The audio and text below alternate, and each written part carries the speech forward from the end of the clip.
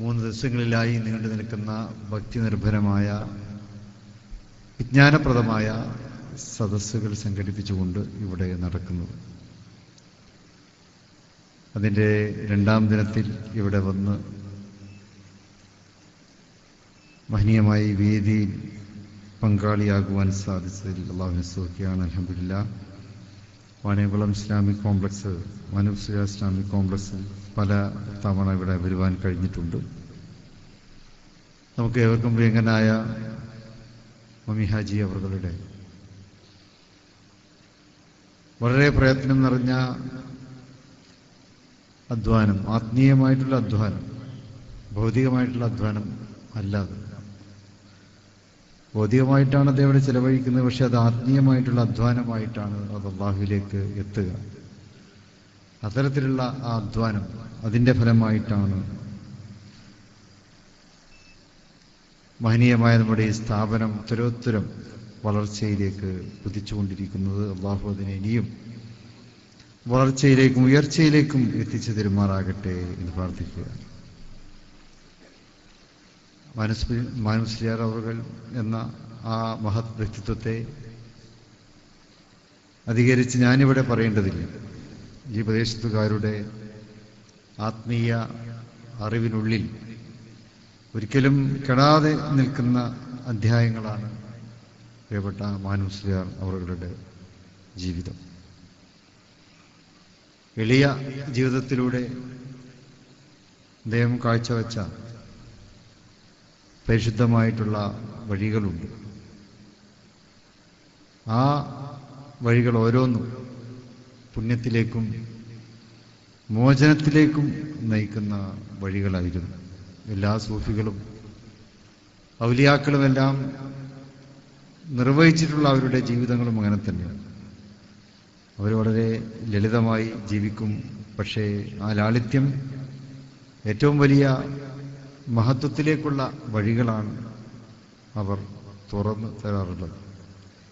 മാനുസ്ലിയാറുകളും മഹത്വത്തിലേക്കുള്ള വഴികൾ നമുക്ക് തുറന്നു തന്നു. ആ വഴികളിൽ വിശ്വസിച്ചുകൊണ്ടാണിപ്പോൾ മഹനീയമായിട്ടുള്ള ഈ സ്ഥാപനം, വിജ്ഞാനത്തിൻ്റെ ഈ സ്ഥാപനം ഇവിടെ മുന്നോട്ട് പോയിക്കൊണ്ടിരിക്കുന്നത്. എൻ്റെ സുഹൃത്ത് ഹുദവി വളരെ കാര്യമാത്ര പ്രസക്തമായിട്ട് തന്നെ കാര്യങ്ങൾ, ആനുകാലികമായിട്ട് തന്നെ കാര്യങ്ങളെ വിലയിരുത്തിക്കൊണ്ട് ഇവിടെ അവതരിപ്പിക്കുകയുണ്ടായി. ഒരുപാട് പ്രസംഗങ്ങൾ ഇവിടെ നിങ്ങൾ കേട്ട് കഴിഞ്ഞു. ഇനിയും നിങ്ങളുടെ ക്ഷമ പരീക്ഷിക്കുന്നില്ല. ഏതായാലും വൈജ്ഞാനികമായിട്ടുള്ള ഇത്തരത്തിലുള്ള സദസ്സുകളും ഇങ്ങനെയുള്ള സ്ഥാപനങ്ങളും നമ്മുടെ നാടിൻ്റെയും നമ്മുടെ സമുദായത്തിൻ്റെയും ഏറ്റവും വലിയ അനുഗ്രഹങ്ങളും അഭിമാനങ്ങളുമാണ്. മതവിജ്ഞാനം അതാണ് കേരളീയ മുസ്ലിം സമൂഹത്തിൻ്റെ സംസ്കാരത്തെ രൂപപ്പെടുത്തിയെടുത്തിട്ടുള്ളത്. കേരളത്തിലെ മുസ്ലിങ്ങൾക്കൊരു സംസ്കാരമുണ്ട്. അത് ഒരുപക്ഷെ ലോകത്തെ മറ്റ് പ്രദേശങ്ങളിലെ മുസ്ലിങ്ങൾക്ക് ഉണ്ട് എന്ന് തോന്നുന്നില്ല. പൊതുവായ ഇസ്ലാമിക സംസ്കാരം എല്ലാവരും വെച്ച് പുലർത്തുന്നു. പക്ഷെ കേരളത്തിലെ മുസ്ലിങ്ങളുടെ പ്രത്യേകമായ സംസ്കാരം, അത് ബഹുസ്വരത നിറഞ്ഞു നിൽക്കുന്ന ഒരു സമൂഹത്തിൽ ജീവിക്കുന്ന മുസ്ലിങ്ങൾ എന്നുള്ള നിലക്കുള്ള ഒരു സംസ്കാരമാണ്. പ്രത്യേകിച്ച് ഈ വള്ളുവനാടിൻ്റെ അതിർത്തി പ്രദേശങ്ങളിൽ വന്നുകൊണ്ട് അത് പറയുമ്പോൾ അത് കൂടുതൽ വ്യക്തമാകും എന്ന് ഞാൻ മനസ്സിലാക്കുന്നു. കാരണം ഏറനാട് പോലെയല്ല വള്ളുവനാട്. വള്ളുവനാട്ടിൽ ഇവിടെ വ്യത്യസ്തമായ ചിന്തകളും വ്യത്യസ്തമായ ജീവിതങ്ങളും വ്യത്യസ്തമായ മതങ്ങളും എല്ലാം കോർത്തിണക്കി ജീവിക്കുന്ന ഒരു പ്രദേശമാണിത്. ആ വ്യത്യസ്തതകളിലും നമ്മുടെ സംസ്കാരത്തെ നമുക്ക് വീഴാതെ കാത്തു സൂക്ഷിക്കുവാൻ സാധിക്കുന്നുണ്ട്. അത് നമുക്ക് കഴിയുന്നത് എന്തുകൊണ്ടാണ്? അത് വിജ്ഞാനത്തിൻ്റെ ഒരു ഊന്നുവടി നമ്മുടെ കൈകളിൽ ഉള്ളത് കൊണ്ടാണ്. അതില്ലായിരുന്നുവെങ്കിൽ എപ്പോഴോ അവിടെയും അടിതെറ്റുമായിരുന്നു. അങ്ങനെ അടിതെറ്റിയ സമൂഹങ്ങൾ ലോകത്ത് പലയിടത്തും, ഇന്ത്യയിൽ തന്നെ ധാരാളമുണ്ട്. ജ്ഞാനത്തിൻ്റെ അഭാവം മൂലം അടിതെറ്റിപ്പോയ മുസ്ലിം ജീവിതങ്ങൾ. അത് ഇന്ത്യയുടെ ശാപമാണ്. ഇന്ത്യ എന്നത് നമുക്കറിയാമല്ലോ, ലോകത്തെ ഏറ്റവും ജ്വലിച്ചു നിന്ന ഒരു പ്രദേശം തന്നെയാണ് ഇന്ത്യ. ഇവിടെ മുസ്ലിം ഭരണാധികാരികൾ 800ഓളം വർഷങ്ങൾ ഇവിടെ ഭരണം നടത്തിയിട്ടുണ്ട്.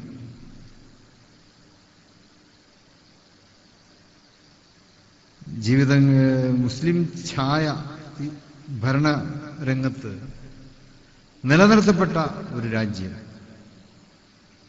അത് ഉത്തരം ദക്ഷിണം എന്ന വ്യത്യാസമില്ലാതെ എല്ലായിടത്തും ഉത്തരേന്ത്യയിൽ മുഗളന്മാരുണ്ട്, ദക്ഷിണേന്ത്യയിൽ നൈസാമന്മാരുണ്ട്, ടിപ്പുവും ഹൈദറും ഒക്കെ ഉണ്ട്. അവരൊക്കെ പ്രതിനിധാനം ചെയ്യുന്നത് ഇസ്ലാമിന്റെ മുഖങ്ങളെയാണ്. അവർ ഭരണാധികാരികളായിരുന്നുവെങ്കിലും അവർ പ്രതിനിധാനം ചെയ്തത് ഇസ്ലാമിന്റെ മുഖങ്ങളെയാണ്. അതവര് ആ പ്രതിനിധാനത്തെ അവർ ഭംഗിയായി നിർവഹിച്ചിട്ടുമുണ്ട്. ഏറ്റവും വലിയ കാരണം അവർ വർഗീയവാദികളായിരുന്നില്ല എന്നുള്ളതാണ്. അത് ഇസ്ലാമിന്റെ മൂല്യങ്ങളെ അവർ കാത്തു സൂക്ഷിച്ചു എന്നുള്ളതിൽ ഏറ്റവും വലിയ അടയാളം അതാണ്. ഇന്ത്യ ഒരു മുസ്ലിം രാജ്യമായില്ല എന്ന് തന്നെയാണ്. കാരണം ബാബർ ചക്രവർത്തി തൻ്റെ മകനോട് മരണവക്രത്തിൽ അദ്ദേഹം പറയുന്നത് ഭാരതത്തില് മതസഹിഷ്ണുത കാത്തു സൂക്ഷിക്കണമെന്നാണ്. ഭാരതത്തിന്റെ ജീവൻ നിലനിർത്താൻ അതിലൂടെ സാധിക്കുകയുള്ളൂ. ഹിന്ദു മുസ്ലിം ഐക്യം, ഹിന്ദു മുസ്ലിം സാഹോദര്യം, അത് കാത്തു സൂക്ഷിക്കണം. അല്ലാതെ ഹിന്ദുക്കളെ മുഴുവനും മുസ്ലിങ്ങളാക്കണം എന്നല്ലാതെ പറഞ്ഞത്. ഹിന്ദുക്കളെ അവരുടെ സമാധാനം, ഭൂരിപക്ഷത്തിന്റെ സമാധാനം, ഇന്ത്യയിലെ ഭൂരിപക്ഷത്തിന്റെ സമാധാനത്തിലാണ് ഇന്ത്യയുടെ പുരോഗതി എന്നാണ് ബാബർ ചക്രവർത്തി തൻ്റെ മക്കളോട് തൻ്റെ അവസാന വാക്കുകളായി പറഞ്ഞിട്ടുള്ളത്. ആ ബാബർ അതുകൊണ്ട് തന്നെ ക്ഷേത്രം പൊളിക്കുകയില്ല എന്നുള്ള ഉറപ്പാണത്. ക്ഷേത്രം പൊളിച്ചിട്ടാണ് ബാബർ പള്ളി പണിഞ്ഞത് എന്ന് ചരിത്രത്തിൽ പലരും മോശമായി രേഖപ്പെടുത്തിയിട്ടുണ്ട്. അനുഭവത്തിന്റെ വെളിച്ചത്തിൽ ചരിത്രത്തിന് അനുഭവ സാക്ഷ്യത്തിന്റെ കണ്ണുകളിലൂടെ കാണുമ്പോൾ നമുക്കത് വ്യക്തമാകും. ബാബർ ഒരിക്കലും വർഗീയവാദിയായിരുന്നില്ല. ഒരു ക്ഷേത്രം പൊളിച്ച് പള്ളി പണിയാൻ മാത്രം അദ്ദേഹം വിഡ്ഢിയുമായിരുന്നില്ല, അല്ലെങ്കിൽ അത്ര ക്രൂരനുമായിരുന്നില്ല. മറ്റൊരു വിശ്വാസ പാരമ്പര്യത്തെ തകർക്കുക എന്നുള്ളത് അത് മൗലികമായി ഒരു മുസ്ലിമിന് അംഗീകരിക്കുവാൻ സാധിക്കുകയില്ല. മറ്റു വിശ്വാസ പാരമ്പര്യങ്ങളെ തകർക്കുക എന്നുള്ളത് മൗലികമായി ഒരു മുസ്ലിമിന് സാധ്യമല്ല. അങ്ങനെ ആയിരുന്നെങ്കിൽ ഉമർ ഖത്താബ് റളിയല്ലാഹു അൻഹുവിന് അധികാരവും പദവികളും രാജ്യത്തിന്റെ കിരീടവും ചെങ്കോലും ഒക്കെ ഉണ്ടായിട്ടുണ്ട്. ഇസ്ലാമിക വക്രത്തിൽ ഒതുങ്ങി നിന്നുകൊണ്ട് തന്നെ അദ്ദേഹം ഭരണം നടത്തി. വേണമെങ്കിൽ അദ്ദേഹത്തിന് പേർഷ്യയുടെയും അതിർവരമ്പുകൾ വിട്ട് അമുസ്ലിം രാജ്യങ്ങളിലേക്ക് കടന്നു കയറി നിർബന്ധപൂർവം അവരെ മതപരിവർത്തനം നടത്തി തൻ്റെ സിംഹാസനത്തെ വിപുലീകരിക്കുവാൻ സാധിക്കുമായിരുന്നു. കാരണം നമ്മളെല്ലാവരുടെയൊക്കെ കാലത്ത് ഇസ്ലാം അത്രക്ക് വളർന്നിട്ടുണ്ട്, മുസ്ലിങ്ങളിൽ അത്രക്ക് വളർന്നിട്ടുണ്ട്. ഗാന്ധിജി പോലും പറഞ്ഞല്ലോ, ഖലീഫ ഉമറിന്റെ ഭരണം, അതിൻ്റെ മഹത്വം. അപ്പോൾ ചുരുങ്ങിയ കാലം കൊണ്ട് തന്നെ ഉമർ റളിയല്ലാഹു അൻഹുവിന് ലോക ചരിത്രത്തിൽ ഉന്നത സ്ഥാനം നേടാൻ സാധിച്ചു. ആ രീതിയിൽ അധികാരവും ചെങ്കോലും തന്റെ സാമ്രാജ്യത്തിൽ സ്ഥാപിച്ചെടുക്കുവാൻ അദ്ദേഹത്തിന് സാധിച്ചിട്ടുണ്ട്. അങ്ങനെയുള്ള ആ സാമ്രാജ്യത്വം പോലും ബ്രിട്ടീഷുകാർ കോളനികൾ സ്ഥാപിച്ചതുപോലെ, ഡച്ചുകാർ കോളനികൾ സ്ഥാപിച്ചതുപോലെ, ഫ്രഞ്ചുകാർ കോളനികൾ സ്ഥാപിച്ചതുപോലെ കോളനികൾ സ്ഥാപിക്കാൻ ഉമർ ഖത്താബ് റളിയല്ലാഹു അൻഹു തയ്യാറായില്ല. വേണമെങ്കിൽ സ്ഥാപിക്കാമായിരുന്നു. പിന്നീട് ബ്രിട്ടീഷുകാരും ഫ്രഞ്ചുകാരും ജർമ്മൻസും ഒക്കെ നേടിയ സാമ്പത്തിക ഭദ്രത പോലെ ആ കാലഘട്ടത്തിൽ ഉമർ റളിയല്ലാഹുവിന്റെ കാലഘട്ടത്തിലും സാമ്പത്തിക ഭദ്രത ഉണ്ടായിട്ടുണ്ടായിരുന്നു.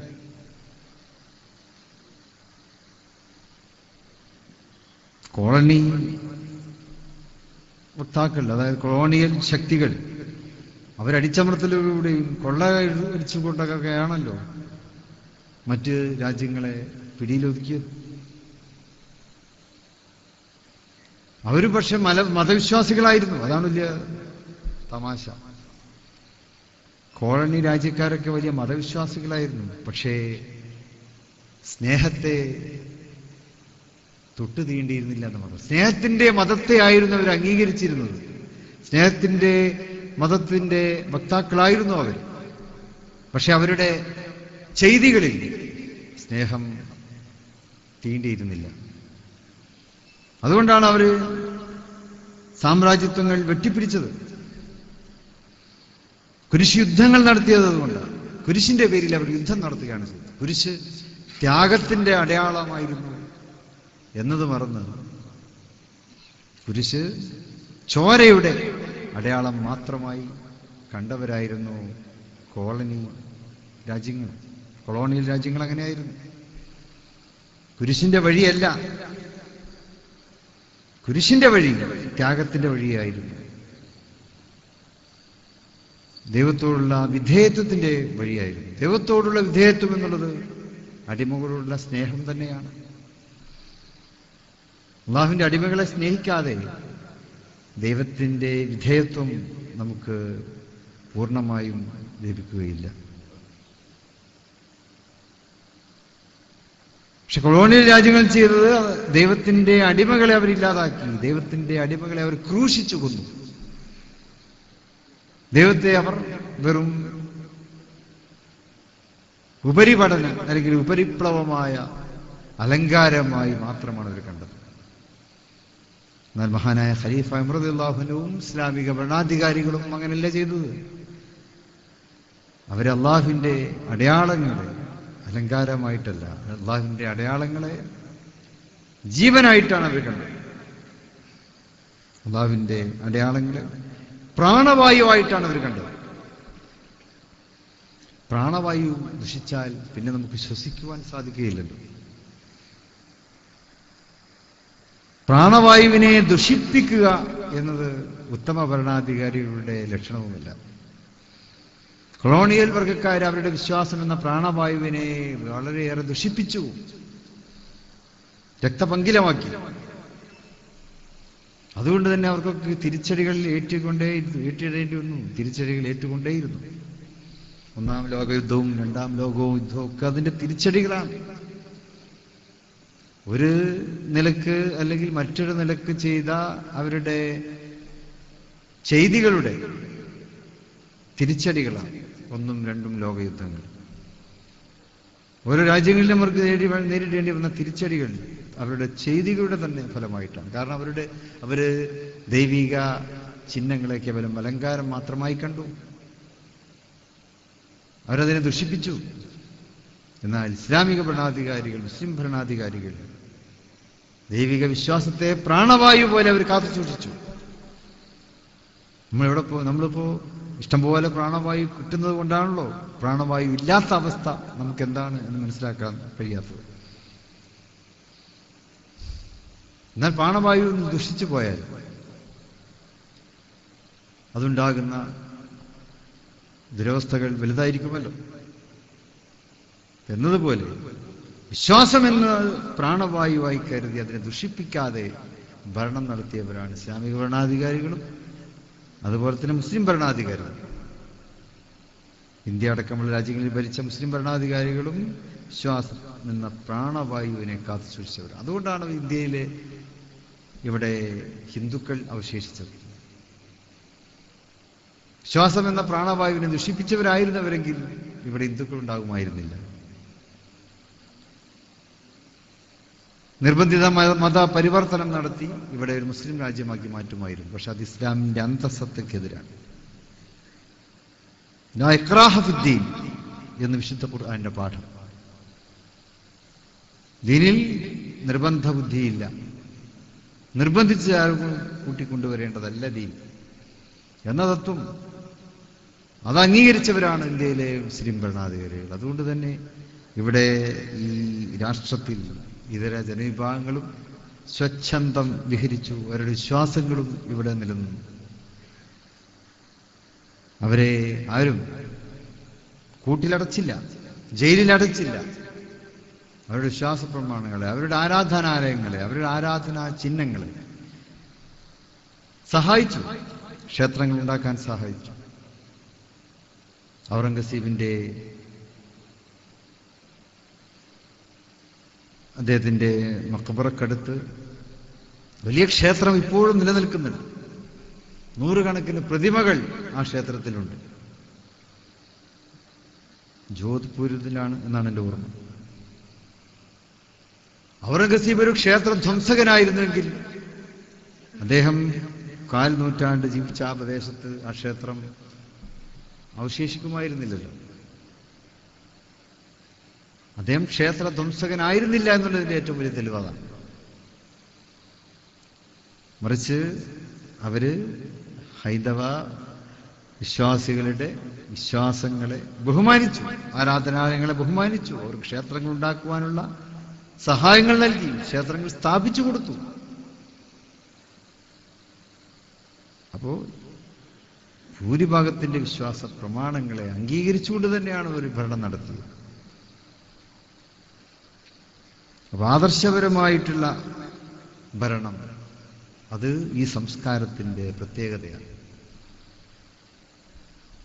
ആദർശം എന്നുള്ളത് ഈ സംസ്കാരത്തിന്റെ പ്രത്യേകതയാണ്.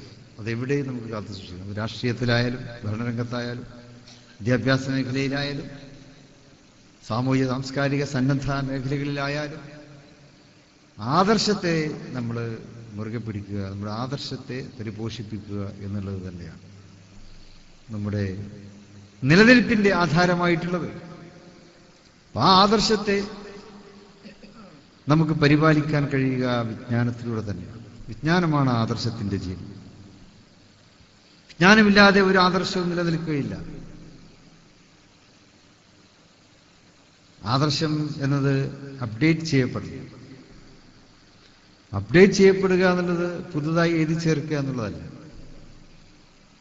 ജീവിതത്തിന്റെ പുതിയ മേച്ചിൽപ്പുറങ്ങളിലൂടെ നമുക്ക് സഞ്ചരിക്കേണ്ടി വരുമ്പോൾ അവിടെ ആ ആദർശം എങ്ങനെ നീതിപൂർവം നമുക്കതിനെ നിലനിർത്താൻ കഴിയും എന്നാണ് ആ അപ്ഡേഷൻ. അത് ചെയ്യാതിരുന്നാൽ ആദർശം അപ്രസക്തമാകും. ഇസ്ലാമിന്റെ ആദർശത്തിന്റെ പ്രത്യേകത അതാണ്. നമ്മൾ ജീവിക്കുന്ന നവീനമായിട്ടുള്ള സാഹചര്യങ്ങളിൽ അവിടെ ആ ആദർശത്തോട് എങ്ങനെ നമുക്ക് പ്രതികരിക്കാൻ കഴിയുന്നു, ആരോഗ്യകരമായി ആ സാഹചര്യങ്ങളോട് ആ ആദർശം എങ്ങനെ പ്രതികരിക്കുന്നു, ആ പ്രതികരണമാണ് അതിന്റെ അപ്ഡേഷൻ. അതുകൊണ്ടാണ് അത് നിലനിൽക്കുന്നത്. ഇസ്ലാം നിലനിൽക്കുന്നത് കൊണ്ടാണ്. മറ്റു പലതും നിലനിൽക്കാതെ പോകുന്നതും ആ അപ്ഡേഷൻ നിർവഹിക്കുവാനുള്ള പ്രതികരണശേഷി അത്തരം ആദർശങ്ങൾക്ക് ഇല്ലാത്തത് കൊണ്ടാണ്, നഷ്ടപ്പെട്ടതുകൊണ്ടാണ്. അതിന് ആദർശ വിശുദ്ധി വേണം, ആദർശത്തിന് അടിസ്ഥാനം വേണം. ഇസ്ലാമിന്റെ പ്രത്യേകത എന്നുള്ളത് അത് അള്ളാഹുവിന്റെ ആദർശമാണ്, അത് അള്ളാഹുവിന്റെ അടിസ്ഥാനമാണ്. അള്ളാഹു ആദിയും അന്തവും ഇല്ലാത്തവനാണ്. അതുകൊണ്ട് തന്നെ ആ അടിസ്ഥാനത്തിനും ആദിയും അന്തവുമില്ല. അതെന്നും ഇവിടെ നിലനിൽക്കുന്നു. ആദർശത്തിന് ആർക്കും അവിടെ ഇല്ലാതാക്കാൻ കഴിയുകയില്ല. പിന്നെ ആദർശത്തിന്റെ അനുയായികൾ, ആ അനുയായികൾ പരിപൂർണമായി നസ്വലാത്തി വനുസുഖി വംഹിയായ വമ്മാത്തി ലില്ലാഹി റബ്ബിൽ ആലമീൻ, അത് ആദർശത്തോടുള്ള ഐക്യ പ്രകടനമാണ്, ആദർശത്തോടുള്ള പ്രതിജ്ഞയാണ്. എന്തു തന്നെ വന്നാലും ആ ആദർശത്തിൽ ഉറച്ചു നിൽക്കുമെന്നുള്ളതിന്റെ പ്രതിജ്ഞയാണ്. അത് നമ്മുടെ പ്രാണവായു നഷ്ടപ്പെടുന്ന സാഹചര്യം എന്നാൽ പോലും ആ ആദർശത്തെ നിലനിർത്താൻ വേണ്ടി പാടുപെടും എന്നുള്ളതാണ് ആ പ്രതിജ്ഞ. നമ്മുടെ രക്തം ഇഞ്ചിഞ്ചായി ഇറ്റിറ്റി രക്തം നമുക്ക് നഷ്ടപ്പെടുന്ന അവസ്ഥ വന്നാൽ പോലും ആ ആദർശം നിലനിർത്തും എന്നുള്ള പ്രതിജ്ഞയാണ്. ബന്ധങ്ങളിൽ നിന്ന് നമ്മൾ അകറ്റി അകറ്റി നിർത്തപ്പെടും എന്ന് വന്നാൽ പോലും ആദർശത്തിന് വേണ്ടി അവനവിടെ നിലനിൽക്കും എന്നുള്ളതിൻ്റെ പ്രതിജ്ഞ. അതാണ് നമ്മൾ പുതുക്കിക്കൊണ്ടിരിക്കുന്നത്. അപ്പൊ അടിസ്ഥാനമുള്ളൊരു ആദർശമുള്ളത് കൊണ്ടാണ് ആ പ്രതിജ്ഞ നിറവേറ്റാൻ മുസൽമാന് സാധിക്കുന്നത്. അത്തരം സമൂഹം ഇവിടെ ഉള്ളത് കൊണ്ടാണ് ഇവിടെ നിലനിൽക്കുന്നത്. അപ്പൊ ആ സമൂഹത്തെ വാർത്തെടുക്കുക എന്നത് അതാണ് വിജ്ഞാനത്തിന്റെ താല്പര്യം. വിജ്ഞാനത്തെ പ്രയോജനപ്പെടുത്തുക അതാണ് നാഫിയായ ഇൽമ് എന്നുള്ളത്. അതാണ് നമ്മുടെ ആദർശത്തെ രൂപപ്പെടുത്തുകയും ആദർശത്തെ നിലനിർത്തുകയും അതിന് വിജ്ഞാനത്തെ നമ്മൾ പ്രയോജനപ്പെടുത്തുക,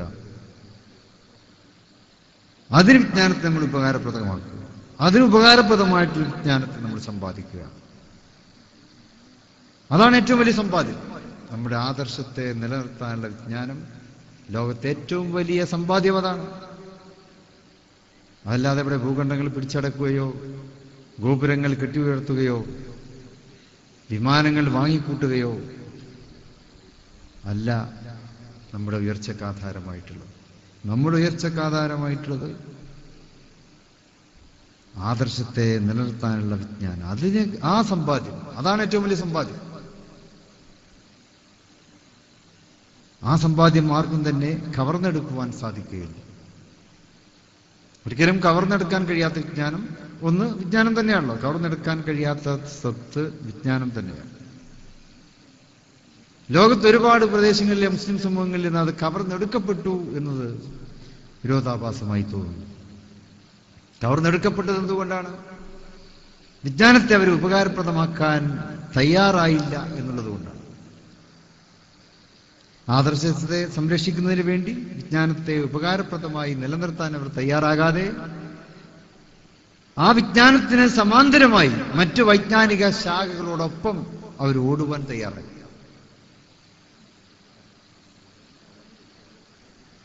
അതാകട്ടെ അവരെക്കാളും മുമ്പേ അതുമായി ഓടിയ ഒരുപാട് ശക്തികളുണ്ടായിരുന്നു. അവരോടൊപ്പം എത്താൻ അവർക്ക് സാധിച്ചുമില്ല. യഥാർത്ഥ ഉപകാരപ്രദമായ വിജ്ഞാനം വഴിക്ക് വെച്ച് അവർക്ക് നഷ്ടപ്പെടുകയും ചെയ്യും. അതാണ് ലോക മുസ്ലിംകളുടെ തകർച്ചയ്ക്ക് കാരണമായിട്ടുള്ളത്.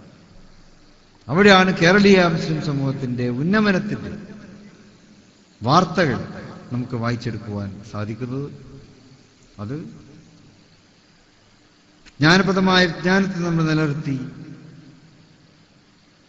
മറ്റ് വൈജ്ഞാനിക ശാഖകളോടും നമ്മൾ നീതി പുലർത്തി രണ്ടിനെയും നമ്മൾ പ്രാധാന്യം കൽപ്പിച്ചുകൊണ്ടും സമീപിച്ചു. ദുന്യവിയായ ജീവിതത്തിൽ ആവശ്യമാണല്ലോ. ദുന്യാവ് നഷ്ടപ്പെട്ടാൽ ചിലപ്പോൾ ആഖിറം തന്നെ കിട്ടിക്കൊള്ളണമെന്നില്ല. അപ്പൊ ദുനിയാവിനും നമുക്ക് സ്പേസ് ഉണ്ട്. ജീവിതത്തിൽ നമ്മുടെ ദുനിയാവിനും സ്പേസ് ഉണ്ട്. ദുന്യവിയായ കാര്യങ്ങൾക്കും ജീവിതത്തിൽ സ്പേസ് ഉണ്ട്.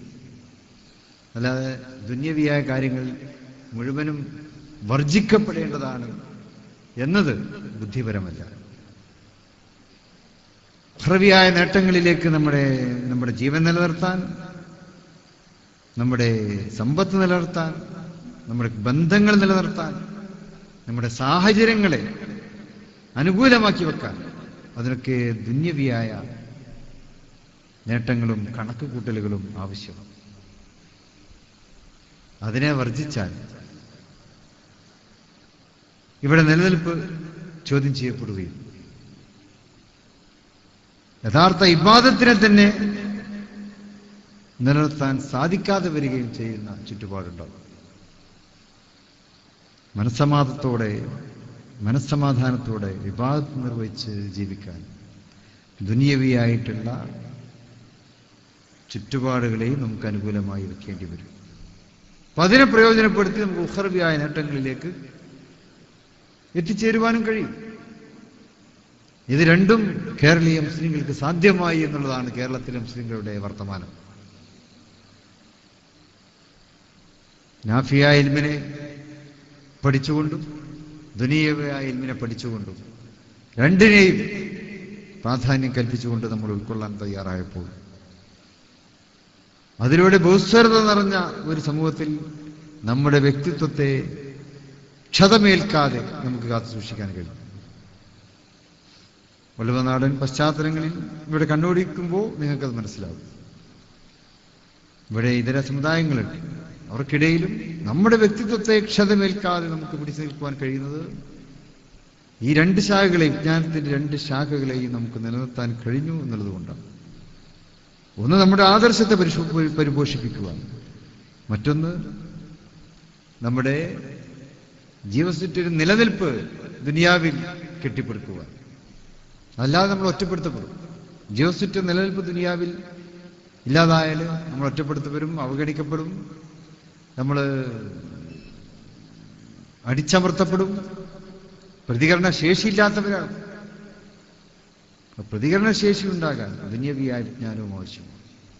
അപ്പൊ ഇത് രണ്ടിനെയും കോർത്തിണക്കിക്കൊണ്ടുള്ള ഒരു വൈജ്ഞാനിക മുന്നേറ്റം കേരളീയ മുസ്ലിം സമൂഹം സംഘടിപ്പിച്ചപ്പോൾ അത് ലോകത്തെ തന്നെ, മുസ്ലിം ലോകത്തിന് തന്നെ ഏറ്റവും നല്ലൊരു മാതൃകയായി ഇവിടുത്തെ ജീവിതത്തെ നമുക്ക് സമർപ്പിക്കുവാൻ സാധിച്ചിരിക്കുക. ലോക മുസ്ലിങ്ങൾക്ക് മുമ്പിൽ ഇവിടുത്തെ ജീവിതത്തെ നമുക്ക് സമർപ്പിക്കുവാൻ സാധിക്കുന്നു. അതുതന്നെയാണ് മാനുഷിക ഇസ്ലാമിക് കോംപ്ലക്സ് നടത്തുന്നത്. ദാറുൽ ഖൈറാത്ത് യതീംഖാന നടത്തുന്നത് അതാണ്. പാലക്കാട് ജില്ലയിലെ മണ്ണാർക്കാട് യതീംഖാന നടത്തുന്നത് ആ ദൗത്യം.